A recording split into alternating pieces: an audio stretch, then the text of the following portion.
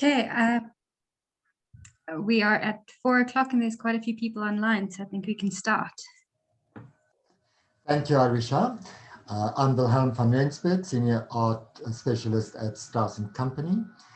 Previously an arts educator teaching at the Faculty of Art Design and Architecture at the University of Johannesburg. And very welcome to this session. It is part of the special exhibition, Social Stances, the Art of George Pemba and Robert Hodgins, currently on exhibition at our premises at 89 Central Street in Houghton Estates. I thought of starting by sharing with you my approach to teaching art at school, and these are going to be the guiding principles as I go along, and I will show examples of all of these things and what I mean by each one of them. So in my mind, the curriculum and the arts curriculum or the visual arts curriculum, the official one, the government one, is called the CAPS, the Curriculum and Assessment Policy Statement, and the Independent Education Board is the SAG, or the Subject Assessment Guideline.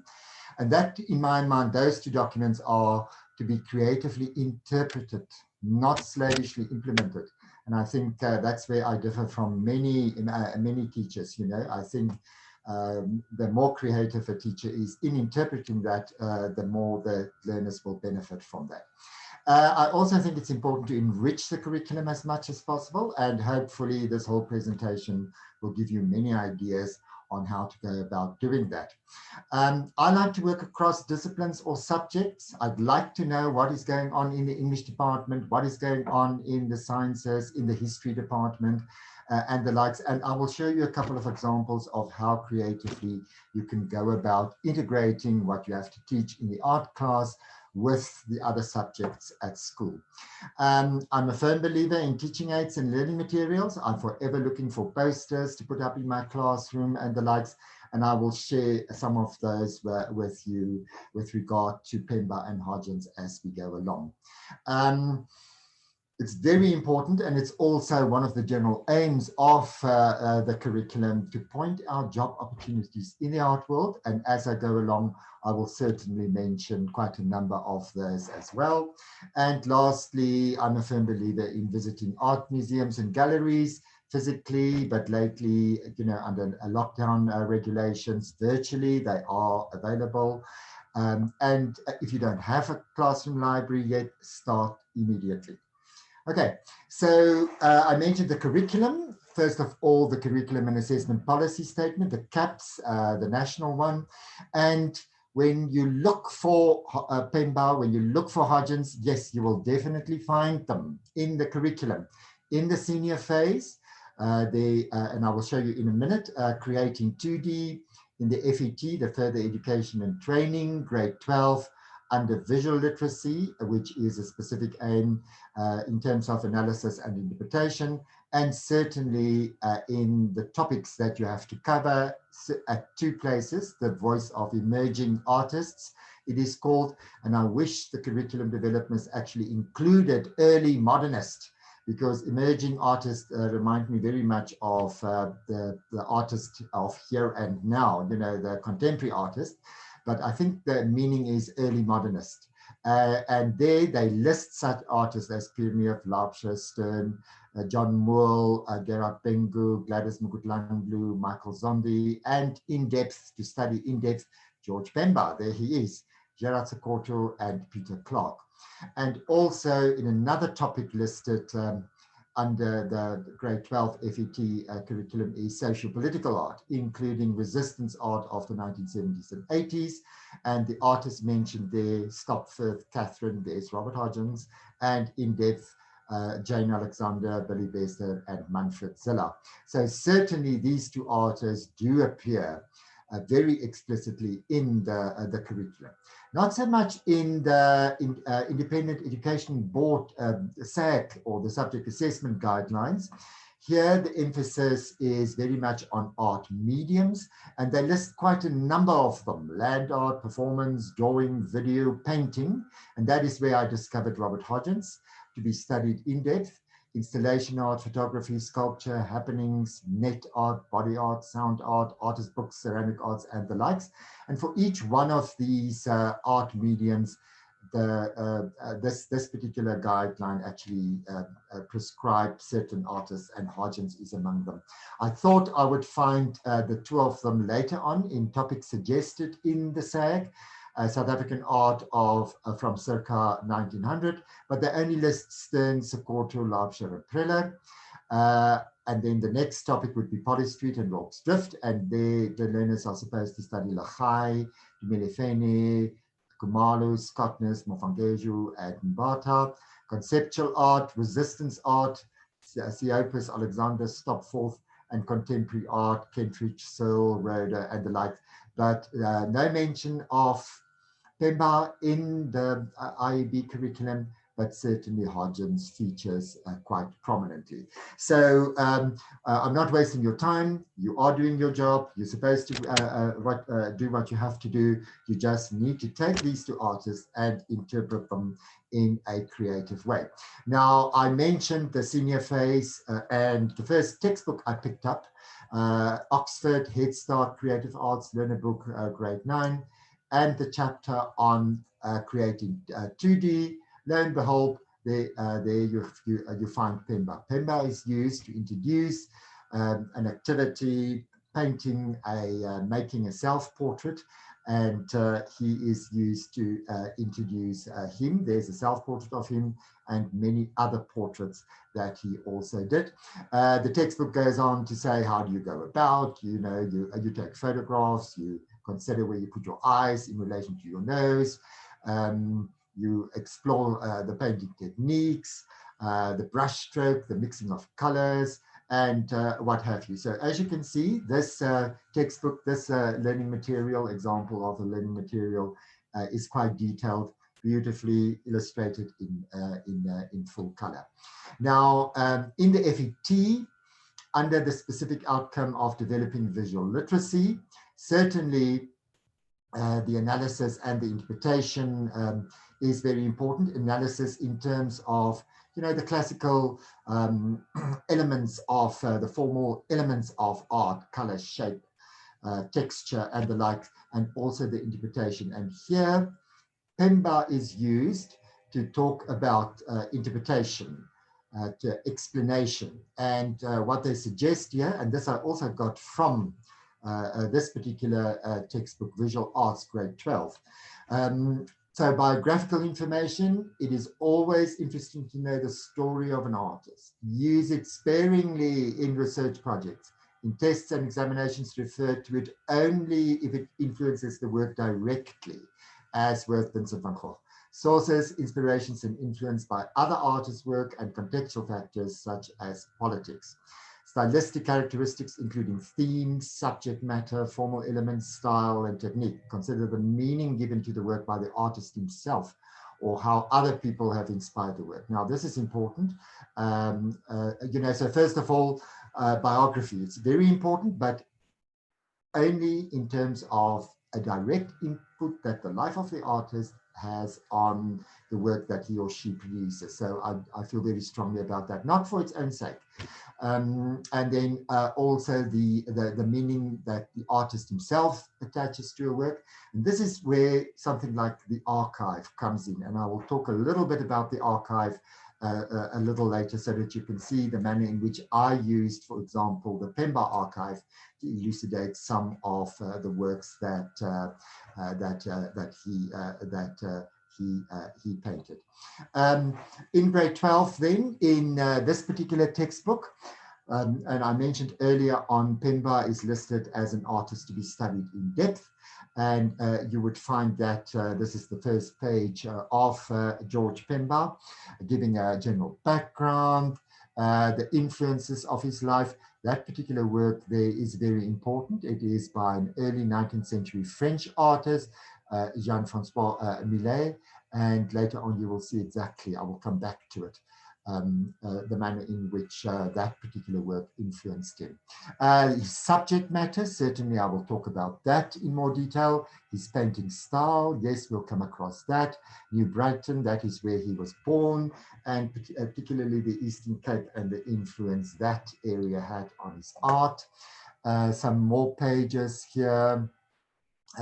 Terror, the impact that apartheid had on his art, I think is, and his political involvement in the struggle, I think is very important. And then an analysis of one particular work, How Long Must I Suffer? You have it over there. And then for the workbook, for the learner's workbook, a couple of activities that they can do. So quite detailed, a number of pages devoted to Pemba.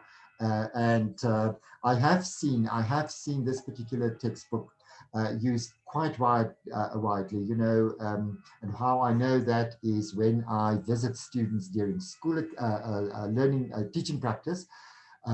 Virtually every classroom has this textbook available to the learners. The textbook also looks at resistance art, and these are a couple of pages I took from there. The authors of the textbook go about first listing the oppressors by the likes of artworks by Paul Stopforth. This is an example of Manfred Ziller here, Norman Catherine. And also, this is where Robert Hodgins features in the grade 12 syllabus. He is seen as part of resistant art, especially the artworks dealing with this particular figure, Ubu. And I will come back to the Ubu figure later on and tell you more about that. I couldn't resist this one. This one is not in the textbook. It is just while I was curating the exhibition, one of the collectors showed me this very, very, very charming work, Ubu in the art class. So rubbing his hands there. Quite a humorous and quite delightful work. And then from the oppressors to the oppressed, this is still part of that chapter on resistance art. To be covered in the grade 12 syllabus. Now, that in terms of textbooks, you also have teaching aids. And here I stumbled across a whole pack of posters published by the Department of Arts and Culture some years ago, and it consists of 12 posters, A3 size 12 posters, laminated, that you can simply get hold of and put up in your classroom, full of colorful images, giving an overview of who the artist was, his early life there, including a couple of photographs, him as a young boy, as a young man, and the odd jobs that he did. He also trained as a teacher there at Lovedale College, and this is the period depicted in poster number 3. A rare chance to study art, Fort Hare, for example, Rhodes University, where the professors taught him how to use watercolor to maximum effect. The adventure of his life, he traveled a bit. In this time, 1941, he went to Cape Town, for example, where he met Gerard Sekoto, studied for a while under Maurice van Esch. So that is also a formative influence.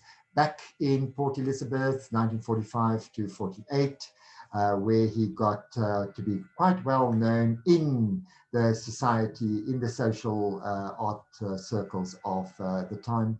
He was part and parcel of the Eastern Cape Art Society, exhibiting regularly with artists such as Dorothy Kay. Then from 1948 to 68, you have the apartheid era and how that impacted on his art, as you can see in images here. The ANC considered him to be worthy of sponsorship because he was a struggling artist, but his art was part of the resistance movement. And so lo and behold, they actually sent him some money to try him over during this time.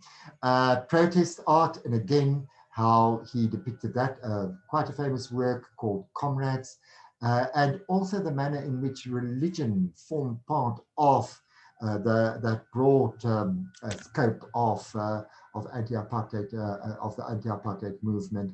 And you also have in this time something called liberation theology. He was part of that. Some more examples of resistance art that you see over here. And then when he was sort of discovered in heavy inverted commas in the early 1990s because of the very big exhibition he had at Everard Reed Gallery in 1991. The press was abuzz by the discovery of this particular talent, and he just went from strength to strength. And the last poster then deals with the national recognition he obtained by that retrospective exhibition at Ezekiel, the South African National Gallery in Cape Town in 1996. So really, truly, if you can get hold of this, write to the Department of Arts and Culture, ask for your copy, and there you have some lovely posters to put up in your classroom. Now, just to get back to Strauss and Company and our involvement here and why I'm doing this particular exhibition, it has been part of an ongoing series, usually special museum quality exhibitions during the month of July, to give viewers sort of a heightened aesthetic experience of a museum quality. Under lockdown, it's impossible to go to museums to look at work, and so we thought it good to present our clients with a good quality work. They are not selling exhibitions, and they are there, if you like, to extend the art ecology in South Africa. So in 2019, I paired two artists, Louis Makubela and Douglas Portway, in an exhibition called The Meeting of Minds. These two artists entered the art world from very different entry points, but they did meet in 1969 in Cornwall in England. At that stage, Douglas Portway had long left South Africa. He left in 1957 and settled in Cornwall. And Louis Makubela was seriously contemplating leaving the country, which he did in 1972. The two of them met in 1967, and they got on like a house on fire. You know, they had similar interests. Buddhist, the Eastern philosophy, Buddhism, for instance, as well as Paul Klee, the Swiss artist, and they influenced each other's style in quite a profound way. And that exhibition aimed to show some of those examples, as you can see from these two. Last year, Gladys Mugudlandlu and Maggie Laubscher, leading parallel lives, more or less the same age, living in Cape Town, more or less the same upbringing, experiences. These two artists, however, never met. But we do know from the literature that Gladys Mugudlandlu always made a point of attending every single exhibition that Maggie Laubscher mounted in Cape Town. So it's interesting there. And here is an example of two works on that exhibition, Maggie Laubscher on the left, Gladys on the right here. And I think it's fairly obvious of what the intention was there. And this time it is social stances, Robert Hodgins and George Pemba. Social stances, I think the idea there was that both artists drew extensively from society, from the South African society, as inspiration for their art, but they had completely different views, attitudes, towards that society. That was the aim of the exhibition. Now, under lockdown level 4, you can't come and visit the show, but I thought I would include a couple of installation shots for you so that you can see what the show actually looks like. You can also look at the electronic catalog on our website. There's also a virtual 3D gallery that you can access quite easily with a Matterport camera going through the space so that you get a sense of scale and the like. For the exhibition, I drew on three very important collections. The first one was the Mickey and the late Mwabisa Kaya exhibition. They have no fewer than 10 Pemba works that I am exhibiting. I'm also drawing on Robert Hodgins' own private collection. Now, Robert, of course, died in 2010. The collection is now in the care of Jan Neertling. Jan showed me a good 40 works. And again, I chose about extant works, and I chose about 10 of those. I also stumbled across the Pemba Archive in a private collection consisting of various sketchbooks, writing journals, photo albums, press clippings and the like. And I think you're going to begin to see what my aim was, looking at sort of the posture of this particular work and Hodgins' work, and even in the little preparatory sketches and watercolors, you have that the pose of the figures there. So I always like to compare styles, and what you're looking at here, two completely different styles, probably at polar ends of a spectrum, of a stylistic spectrum. On the left, George Pemba working in what I'd like to call a social realist style, and Robert Hodgins on the other end working at in sort of expressive abstraction, if you like. Now, Pemba, I think I align him to what is known as American regionalism, with artists such as George Bellows. There are many others, Grant Wood, and the like, and George Bellows often depicting these fairly famous boxing scenes, also in that sort of social realist style, if you like. And then Hodgins, I think, aligning himself more with the art of Francis Bacon, Alberto Giacometti, a group of artists at that stage in the sort of mid-1950s called existentialist art. I subsequently also learned about this painting by Robert of 3 boxes. You also have to keep in mind that as a young boy, 14 years old, his mother took him out of school. They were still living in London at the time, and he had to do odd jobs, including delivering newspapers, to a boxing club. And I think this is what inspired him to do that. Now, when you look carefully at the Robert Hodgins work here, it is not called Boxer, it is called Man with a Bandage. And you have the bandaged foot there, and the bandage also features prominently in this quite seminal magisterial work in the Wits Art Museum called Beast Slouching. It is from 1989. A very turbulent period time in South African history, and you have the bandages here. And this work, I think, drew inspiration from The Second Coming, a poem by W.B. Yeats. And I'm just quoting 2 lines from the first stanza and 2 lines from the second stanza there, because I think they're pertinent. Things fall apart, the center cannot hold, mere anarchy is lucid upon the world. That is from the first stanza, and the last stanza.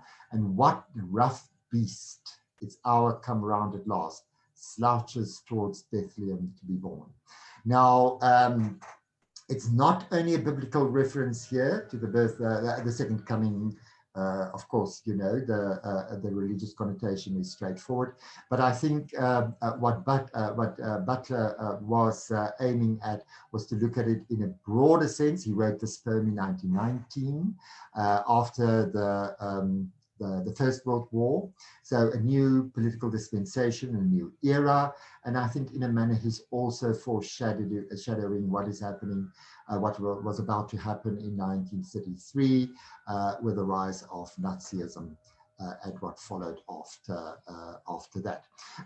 Things Fall Apart, of course, the title of Chinua Achebe's famous novel of 1958, Things Fall Apart, and Slouching Towards Bethlehem, used by American author Joan Didion in 1968, looking at you know, the 1950s and 60s in America, and countercultures such as the hippies and the like. So, so profoundly important work, the boxes that you are looking at there. Now, that's in terms of style. When you look at subject matter, that's very important. I'm pairing these two works on face value, quite strange. But I thought it suggests something about the interior. It suggests something about the still life. This, I think, is fairly obviously recognizable as a still life, but look carefully at this interior scene, and you also see a still life there on the table, and perhaps the rack in front of there. But the interesting thing for me here is that it deals with issues of perspective. Now, when you look at this work, I think you can talk of fairly obvious, fairly straightforward, classic Renaissance type of perspective, you know, one-point perspective where things disappear at a vanishing point at the back, or a room draw with perspective from another angle and the like. I think these are straightforward. Now, with a Robert work, I think it's more complex. I really had to scratch my head to find this. It's not a full-on perspective like you can see with this one. I think it is perhaps a step back with a chair and a person sitting in it. When you look again closer, you can see the hand. This is called poker night. So the poker players is sitting around a table, and you can see the two hands there, one with a cigar, the other one with a card, with a cards, and perhaps the head of the poker player, and here another person only with a hat. So quite different angle here. But the table, the contents of the table, what is on the table, I think fairly straightforward. And this all of a sudden the background upright. So quite intriguing, I thought. But this is how I see that perspective. You know, it's sometimes full on, like this portrait, sometimes from the top, as you can see in this one. So I think those two works lend themselves to an interesting discussion on perspective and how artists actually use those. The other thing that's interesting about this particular work is that in the archive, and I mentioned the archive earlier on, I stumbled across a preparatory drawing, such as this one, which is absolutely fascinating. Pemba really planned his work quite well, quite thoroughly, and he was a classicist in that particular way. Look, for instance, at this figure with the scarf over the shoulder here. It is evident there with the placing of the picture within the picture, pointing to the landscape out there, and also making notes, for instance, light and dark, the dark in front, the light at the back, the color of the background, the color in the foreground, move this figure back to the door and the like. So it's very interesting to look at these works and to see what went through Pemba's mind when he planned these, when he thought about these. Drawing for me is thinking, is the artist thinking. And that is quite an amazing thing. And that is why the archive is so important. Okay, so subject matter, we're busy with this issue of subject matter, similar between these two artists, but you also have everyday life here, suggested in these two works, waiting at the bus stop, inside the bus, inside the train, as you can see here. This particular work, inside a train coach, again, I stumbled across no fewer than 4 drawings informing this particular work. And the thinking and the composition, the use of color involved when an artist actually plans and thinks about painting a picture. So the archive, a great source of inspiration, of figuring out what the artists were thinking and how a particular work informed him.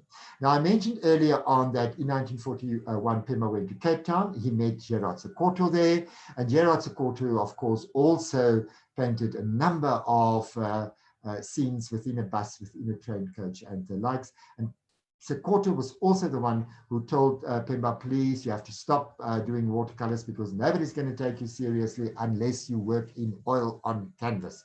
And of course, Pemba took that to heart, and he then subsequently became very successful. So these are 3 images of works by Sekoto. Also very interesting the manner in which he, perhaps more at an angle than full frontal like Pemba. Probably my favorite work of all the Pemba works, The Waiting Room, because it's so poignant, because those patients are so patiently waiting their turn. Everything is neat, tidy, orderly. They are waiting their turn. And it was interesting to juxtapose it with the consulting room here, where you don't really get a sense of a community, more of individual isolated figures sitting in a neat row here, with a very pronounced, well, a couple of those diagonal lines running across the picture plane. And perhaps the standing figure here, the person in power, maybe a doctor or whatever, and the patients waiting here, almost enveloped by the chair, sort of like in a stormy mood or in a bad mood, and the like. So two fascinating works to put side by side. People at leisure activities, George Pemba there, open air concert. Now in the journals, in the diaries, in the archive I mentioned earlier on, I came across descriptions of Pemba often going to Durban, where he would attend concerts, Zulu dancers and singers depicted there. And what was interesting for me was to put these two side by side, because of that very pronounced horizontal line that runs through both of these, separating the audience or the viewers from the action or from the painting behind. Open air concert and look but don't touch, typically of what viewers experience in a museum here. Ominous tones, perhaps, because of the policeman there on the side and the police dog there. But when you look at the date, 1981, I think one understands why. Pemba also very sympathetic, very interested in traditional African customs and practices, African history, as you can see from these two examples on Goma and Assassination of Shaka Zulu. Look at this work, for instance, and again, I was very fortunate to come across these two preparatory sketches for this particular painting in sort of geometrical shapes, all sorts of diamonds and triangles and rectangles and squares to plot out, to make sure of a very balanced, very stable composition, and then looking more at the gestures and the like of the painting. So the thinking, the planning that goes into creating a painting, I think, is quite evident from these preparatory sketches. A very poignant work, The Assassination of Shaka. There you have his mother Nandi looking at the dead Shaka. And this one is, I think, important to me because Pemba was certainly not the only artist addressing this subject. So was Cecil Scottness. And he made a whole portfolio of woodcuts, 43 of them, titled The Assassination of Shaka, in which he tells the whole story. He teamed up with Stephen Gray, a poet, and Stephen then wrote the poems that accompany each one. He also wrote, well, then he obviously wrote 43 of them.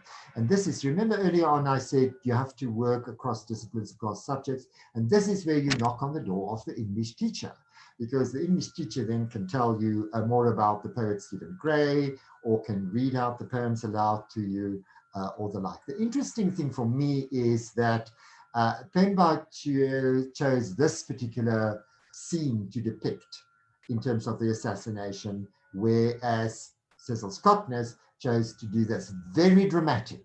You know, when the Assegai pierced the heart there, Mbopa's Assegai pierced the heart here. So very dramatic, and equally dramatic the poem here, Shaka, son of Sengakona, of Nandi Zulu, successor of Dinatswayo, shelter of men, women, children, people of thunder, struck, very dramatic, a word on its own, in its own line there.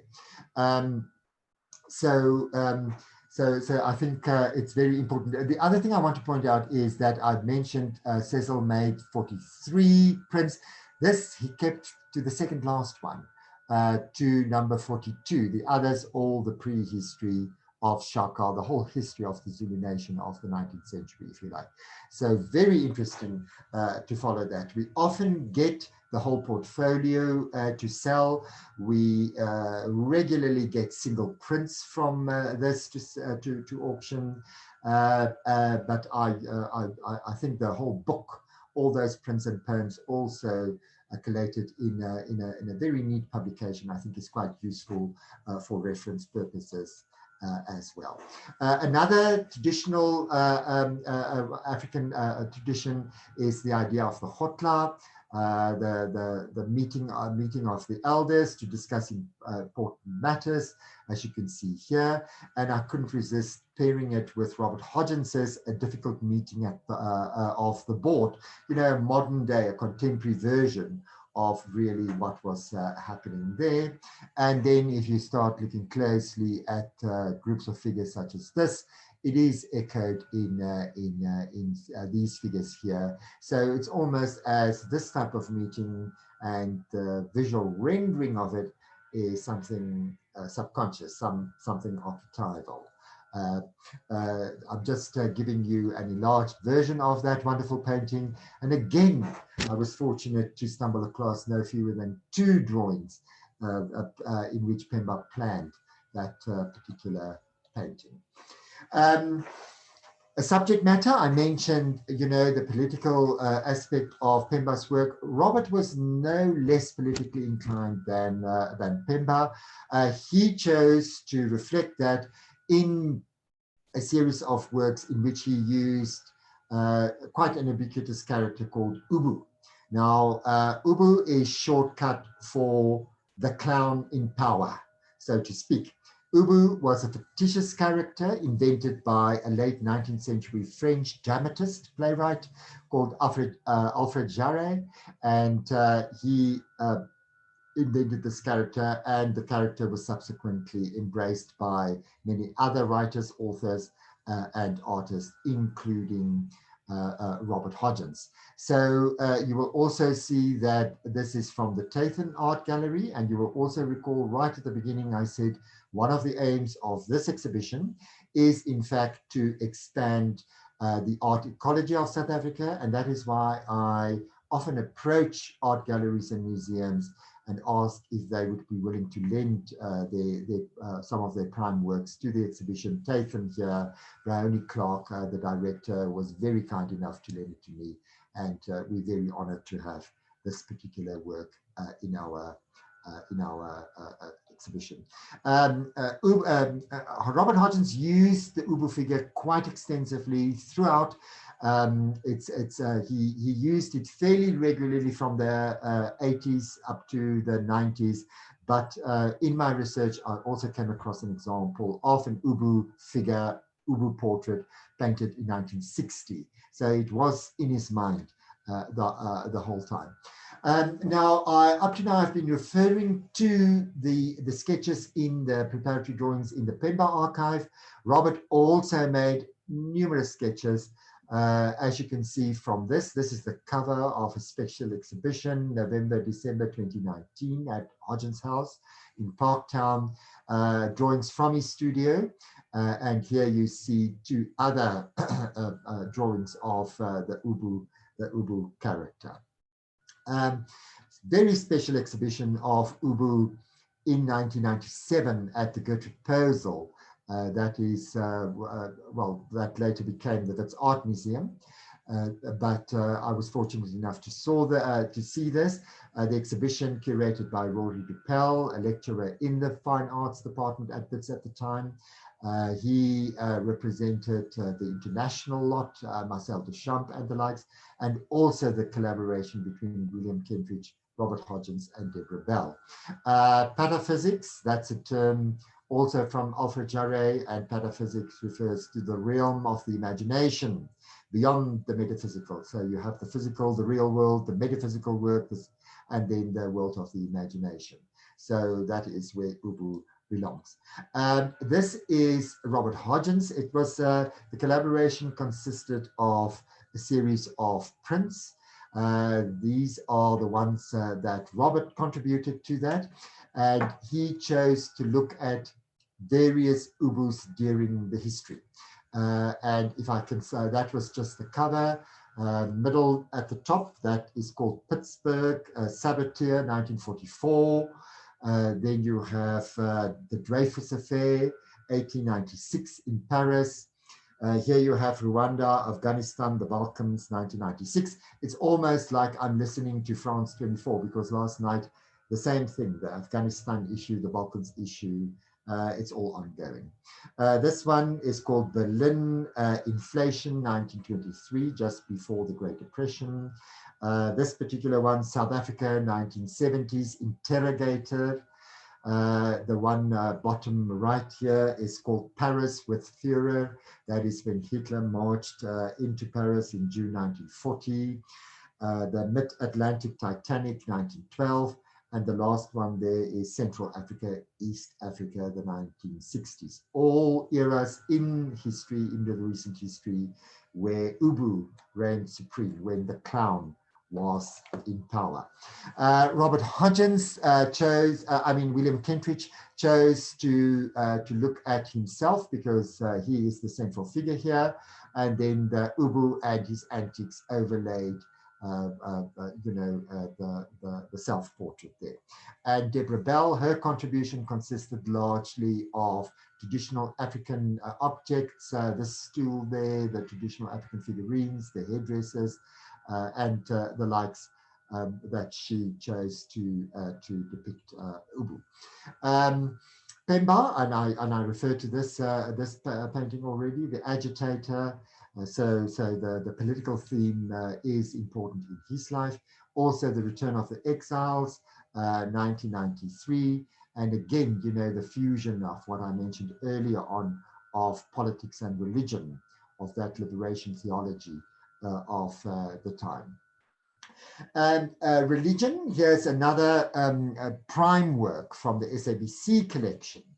It is called Four Figures from a Sistine by Robert Hodgins, an immense, large work. Look at the size there, 120 by 300 and almost 70 centimeters. So it's a very imposing work, very striking work. The reference, of course, is to the Sistine Chapel. And he drew on some of the many Inudi figures that surround the biblical narrative scenes on the Sistine Chapel, and they are there to show perfection of humanity or humanity's frailty, but they can also represent angels. And just to put you in the picture, this is what the Sistine Chapel looks like, and here is an analysis of what you see there. And this lot here, that's what is known, the central part is what is known as the biblical narrative.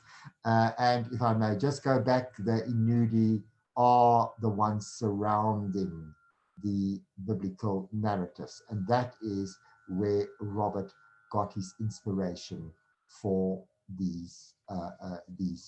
about the work that he is doing there.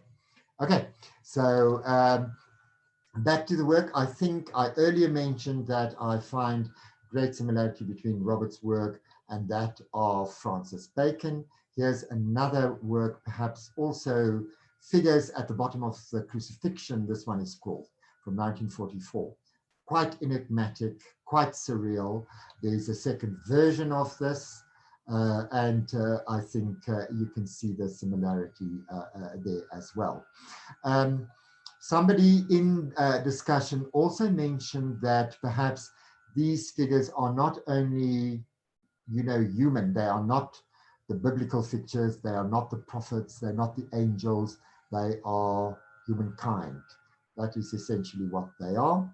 But somebody in discussion the other day said they can also refer to perhaps the popes and you can see the skull cap in some of them, not so much in that one. And so again, I was reminded of the various popes that Francis Bacon did in his oeuvre, of course, drawing on the Velázquez, the 17th century Spanish artist pope over there. These are just some of other examples of religious paintings done by Pemba, the evangelist, a street preacher, if you like, a preacher in the church, and the like. Now, another feature of Pemba's work is that he painted a number of portraits of important figures, such as you could see over here. These are the black intelligentsia, if you like, H.I.E. Clomo, Sol Plaatje, and on the one hand, he portrayed the professional classes, blacks wanting to align themselves with Western, with European traditions, becoming lawyers, doctors, nurses, teachers, writers, journalists, and the like. And he painted those, but he also painted the illiterate, such as you can see over here in this fantastic example of a portrait of Sol Plaatje's grandmother. You know, so here is the important man, and this is his granddaughter. And what fascinated me is the dignity of this particular portrait, but also the portrait within a portrait, as you can see there. And in the work of Roberts I chose to pair it with, you also see a central figure here, a female figure, but also with references to artworks at the back. So in my mind, they speak to each other quite nicely. In the archive, in the journals, in the autobiographical writing, I also came across Pemba drawing sort of distinctions, fleshing out the social hierarchy in the Black community of Port Elizabeth, of the Eastern Cape, and saying you have these different layers, and the illiterate people making a very specific point of it, not to give their lack of education away by paying attention to their pronunciation, to their use of prepositions and the like. So it's very touching to read all of those things, and writing such as that in the autobiography inform a work like this, I think, in quite a significant and profound way. Now, another thing that I find interesting is in one of the texts to the catalogue of that retrospective exhibition in 1996 at Iziko, they ask, the curators asked Thabo Mbeki to write a homage to George Pemba. And what he did was, and this is another aspect of his art, what he wrote was, he distinguished, what Mbeki wrote was, he distinguished between the large-scale immigration of Black creators as opposed to the local culture of resistance. And those people who left, he enumerated: Gerard Sekoto, Ernest Mangoba, Dumile Feni, Tami Ngele. Although Tami Ngele just went to Botswana, the others all went to the US or Europe. But also the writers, Nat Nakasa, Arthur Nokia, Can Temba, and he, of course, singled out, Mbeki singled out George Pemba, who remained behind, who became part of the resistance, which I think is quite fascinating. And other writers and musicians also stayed: Mungane Serote, Abdullah Ibrahim, the jazz musician, Richard Reeve, Athol Fugard, the playwright, and the like. So again, what do we have here? It's the art teacher knocking on the door of the English teacher, of the music teacher. So working across, I think, disciplines, across subjects, for me, is very important as an art teacher. Now, I mentioned the idea of different professions, different jobs in the art world. And what is interesting about curator is the novel discoveries that one makes. And certainly I was most surprised. I thought, oh, I was very clever to put these two works together by these two artists, the dice players of the children in the street, and these two, what I consider to be two mischievous boys. It is called The Two. And they also work together in terms of color tones and the like, until, of course, I turned the picture around, and this was by the help of the catalogers, another profession in the art world, the catalogers. And we discovered that Robert copied out a poem on the back of this particular work. It's a long poem, this time by W.H. Auden. It is called The Two. The alternative title is sometimes Witnesses. And Auden wrote this in 1933. Robert, however, only copied out the first and the very last stanza. So up to fairly recently, this Auden poem was interpreted as meaning, and this is based on what Robert left out. Many of the imagery in the poem, many of the illusions, the references indicate that these two are possibly archangels mentioned in the book of Revelations in the Bible. However, recently, different alternative interpretations indicate that Auden himself was very interested in Sigmund Freud, and they then provided a psychoanalytical interpretation of this particular work, pointing out that these figures are what Freud would call the libido and the id, the libido referring to the sexual impulse of human beings, and the id, the instinct, human instinct, so to speak. And it is the heart, more than anything else, that bears witness to the trials and tribulations of these two elements of a person's psyche. So very interesting, you know, as a curator, what you learn, but also as a cataloger, what can emerge from the clues given to us by the artist. This work, however, I also got a preparatory sketch, and I was very pleased about that. Now, I mentioned that these two artists drew on society, on South African society, as the main source of inspiration, but society in turn also had views about these two artists. And again, a very nice activity that you can do with your learners is to look at what other people said about them. Other teachers, lecturers, journalists, art critics, and the like, friends, and they came up with quite a number of these. I'm just going to rush through them. The Grand Old Master of Township Art, this is now in terms of Pemba. Township art, I think, does have a little bit of a negative connotation because in the 80s and early 90s, it was really used to refer to very specific tourist art type of thing. So I think one has to be careful before you use a term such as that. The Norman Rockwell of South Africa, and here you can, of course, as a teacher, show them examples of Norman Rockwell. Goya, Francesco Goya, the Spanish artist, and why would somebody call him a Goya? Millet-esque, Jean-Francois Millet, that early French artist, early 19th century French artist I mentioned. William Hogarth, among South African Black artists. Who was William Hogarth? What did he do? Part of the Eastern Cape colonial vision, and the like. So I think it lends itself, this type of thing lends itself for the art teacher to interrogate terms such as township art, such as who was Norman Rockwell, Goya, Millet, Hogarth. What is this colonial vision of the Eastern Cape that we are talking about? So it lends itself for visual exposition.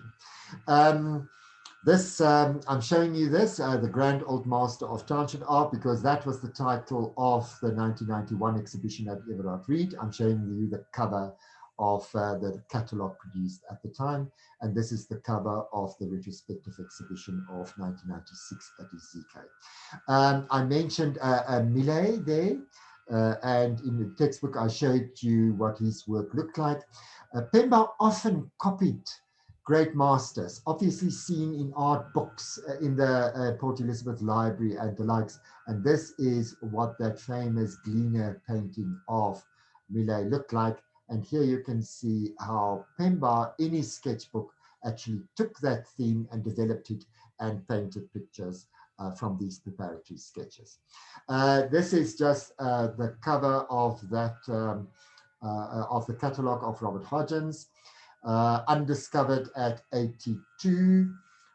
He was made the guest artist at the Standard Bank Festival in Grahamstown in 1986. And it was, you know, he taught at Wits for a good 20-30 years. And after his retirement, he actually got into his stride and became more famous. So 1953, that is when he settled permanently in South Africa. He actually came to South Africa in 1938 to matriculate. And that was his uncle who brought him out to Cape Town to matriculate here. He then served with the South African military in the Second World War, went back to London, trained, qualified as a teacher, studied at the art schools at London University, and in 1953 settled permanently in South Africa, teaching at the Pretoria Technical College in the School of Art department there. In 1963, he joined Wits, where he taught for a good 20 years after his retirement. This is the cover of the catalogue there. Now, as you can see, a good whack of art history, of talking, thinking, writing about art, but what about the practical projects? And here are a couple of that. This is the last section. I know we're running out of time. And here are a couple of suggestions that the art teacher can use in the classroom. Paint a self-portrait, recreate one of Pemba's or Hodgins' work in a different medium, sculpt a ceramic portrait. Robert used ceramic art to create these figures and portraits quite extensively. Collage your own 3D or 2D or 3D art exhibition of the works on one of these artists or any of your favorite artists, and the like. And for guidance, I am referring you to this fantastic publication, also a good resource, a good teaching aid here. It is a series of books published by the Imbali Project. It's called Adventuring into Art, and there are 8 books in the series. I'm just going on to book 2, dealing with faces here, because again, they use Pemba extensively in explaining how to go about painting a portrait. A number of artists, I'm only showing you the Pemba work, and their portraits discussed. Look at this very, very beautiful portrait of a young girl, talking about the art and the like, picturing oneself, facing the world, how to go about it, to the notes to the teacher, drawing, which is very important, as we've seen from the Pemba Archive, from the Hodgins sketches and the like, and then embarking on painting your own thing. A very interesting technique is to paint the back of your head. And what the Imbali writer suggests is to sit in a circle facing each other and then drawing the back of the person, the back of the head of the person sitting in front of you, creating quite, I think, interesting works, as you can see over there.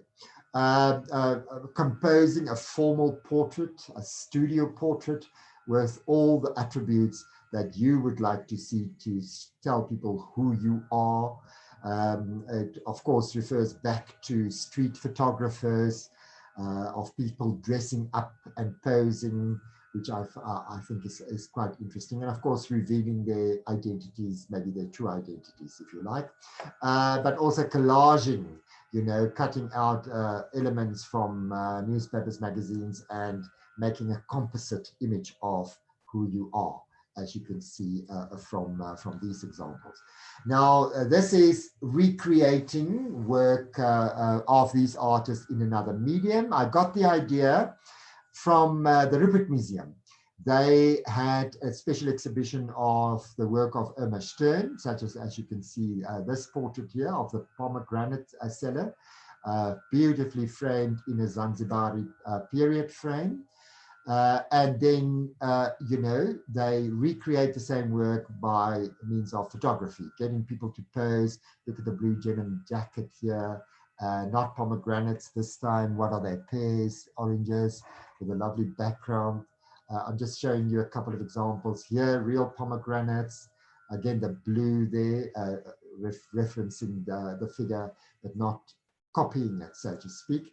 And in a very creative way, I think you can do that. Love this one with a red beanie here, the beard and the blue jersey, and this time selling canned food. I think is quite novel way of doing it. Portraits here again, a portrait in the Rupert collection and in the museum there. And we created a portrait over here. There's another example. And what I really, really like about this one is, look at those pointed archways in the background, and in this time suggested by the flat parts of clothes irons, which I thought was quite genius over here. So it's a really fun activity. It's easy to compose. Your learners can be quite creative in this. I think if you also want more information about this particular technique, I think it was originally started at the Getty Institute in Los Angeles. So if you access their website, you would come across how they went about it and some more examples of the like. We're all art historians. And if you do want a job at Strauss & Company, you really need to know your art history. And so I'm very fond of timelines. And this is also quite a neat way of having visual material in your classroom. A long timeline on the back wall where you put down key dates and then you fill it in with, in this case, the different stylistic movements from Impressionism, post-Impressionism, and what happened in the early part of the 20th century in terms of all the modernist movements. Cubism, Expressionism, Constructivism, Dada, they are all here. So, and whenever it's your turn, you can then take one of these Constructivism and then you can flesh it out with more examples. I got the idea from Tate Modern. This is a little fold out pamphlet that I bought at one time when I visited the Tate there. It's quite long. It folds out and it covers sort of a good 120 years, this concertina fold out. So, so that is quite nice. If you really want to treat yourself, get this book, Cartographies of Time, A History of the Timeline. What does history look like? How do you draw time? So a fascinating book published by Princeton University Press. I'm showing you all of this because this is what appears in the catalog here. Again, a timeline in the middle and the dates relevant to both artists, George Pemba, Robert Hodgins, and as you can see, sort of 8 years apart, teachers, study at university. Robert was also an art journalist, retired Discovery exhibition, quite late in life, and when they died. So it's interesting to work with all of these. Yeah, this is really the last slide. As I mentioned, if you can't, you of course can't visit us under lockdown level 4. Maybe the 14th, we go down to level 3, and then there's a chance of seeing the exhibition, making an appointment to come and see us. But until such time, you can look at our virtual 3D gallery. There is the link over there. Of course, go to our website, it's over there, and you will easily be able to access the 3D gallery of the exhibition, the e-catalog, that you can page through that. There's the link there. And this morning, I made a virtual walkabout that should be ready by, I suppose, Monday afternoon, but I will also put the link up for you so that you can see how to go about that. Okay, it is 5 o'clock, just after 5, and this is where I want to end. If you have any comments, suggestions, questions, now is the time to ask. I'm going to stop sharing my screen so that I can see you if there are any questions. You are most welcome to ask. You can either put your hand up and I can allow you to talk, or there is a chat function if you would like to make any comments. I see there is one comment from Richard. And he said, thank you, Wilhelm, for another masterclass. I particularly love the preparatory sketches and the connections you make with occupations like curation and archiving and with other forms of poetry to connect with other schools and subjects. Yeah. Well, it was a fantastic talk, Wilhelm. Thank you so much. I really enjoyed all the images and the full, the whole presentation. It was really, really wonderful. You're welcome. You're welcome. Okay. Okay, great. Okay, the video will be loaded on YouTube if anybody missed anything. It should be on YouTube in a few hours. Thanks, Arisha. Arisha recorded, of course, the whole talk. So as she says, she will post it on our YouTube channel quite soon.